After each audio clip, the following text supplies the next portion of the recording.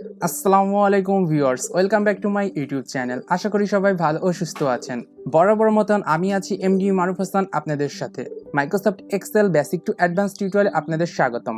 আজকের টিউটোরিয়ালে আমি আপনাদেরকে দেখাবো কিভাবে টেক্সট অ্যালাইনমেন্ট ও ইন্ডেন্ট টেক্সট অ্যালাইন অপশনগুলো ইউজ করতে হয়। তাহলে চলুন দেরি না করে আমরা পিসির স্ক্রিনে চলে যাই। আপনি যদি আমার চ্যানেলে নতুন হন তাহলে অবশ্যই সাবস্ক্রাইব করুন এবং নতুন নতুন ভিডিও পেতে পাশে থাকা বেল বাটনটি অন করে দিন। এখন আমরা মাইক্রোসফট এক্সেল সফটওয়্যারটি ওপেন করব। মাইক্রোসফট এক্সেল সফটওয়্যারটি ওপেন করার পরে এখান থেকে আমরা ব্ল্যাঙ্ক ওয়ার্কবুকটি সিলেক্ট করব। ব্ল্যাঙ্ক ওয়ার্কবুকটি সিলেক্ট করার পরে আমাদের সামনে এই ইন্টারফেসটি চলে আসবে, অর্থাৎ একটি ক্লিন স্প্রেডশিট ওপেন হবে। এখানে আমরা কিছু পরিমাণ ডেটা নিয়ে নিই। ওকে, আমরা এখানে কিছু ডেটা নিয়ে নিয়েছি। কিভাবে ডেটাগুলো অ্যালাইন করতে হয় সেগুলো আমরা এই টিউটোরিয়ালে দেখব। আমি একটু সাইজগুলো বড় বড় করে নিচ্ছি বোঝার সুবিধার্থে।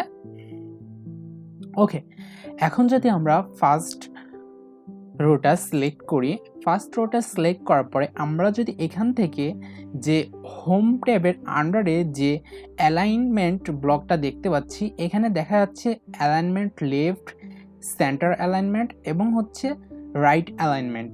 তাহলে আমরা যদি এখন অ্যালাইন লেফট করি তাহলে আমরা দেখতে পাবো এখানকার যে ফার্স্ট রোতে যে সেলগুলোতে টেক্সট আছে সেগুলো লেফট সাইডে থাকবে, অর্থাৎ ডিফল্টভাবে লেফট সাইডেই রয়েছে। আমরা যদি এখন সেন্টার অ্যালাইন করি তাহলে দেখা যাবে যে লেখাগুলো অর্থাৎ টেক্সটগুলো সবগুলো মাঝখানে চলে আসছে, অর্থাৎ সেন্টার পজিশনে চলে আসছে।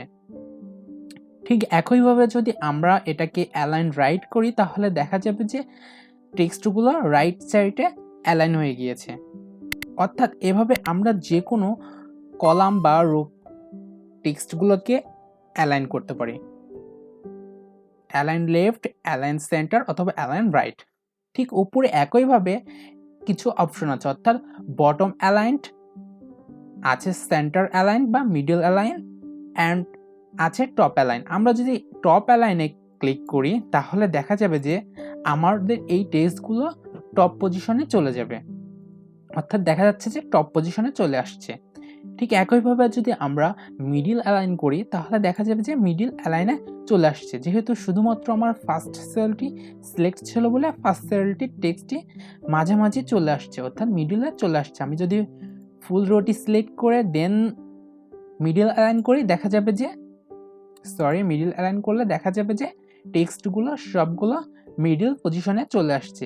ঠিক একইভাবে আমরা বটম অ্যালাইন করলে দেখা যাবে নিচে চলে আসছে বটম পজিশনে। এভাবে যদি আমরা ফুল স্প্রেডশিটটি সিলেক্ট করি, ফুল স্প্রেডশিটটি সিলেক্ট করে আমরা যদি টেক্সটগুলোকে সেন্টার করতে চাই অ্যান্ড মিডল অ্যালাইন করতে চাই তাহলে দেখা যাবে যে আমাদের সামনে সবগুলো টেক্সটগুলো মিডল অ্যালাইন হয়েছে এবং সেন্টার পজিশন বরাবর অ্যালাইন হয়েছে।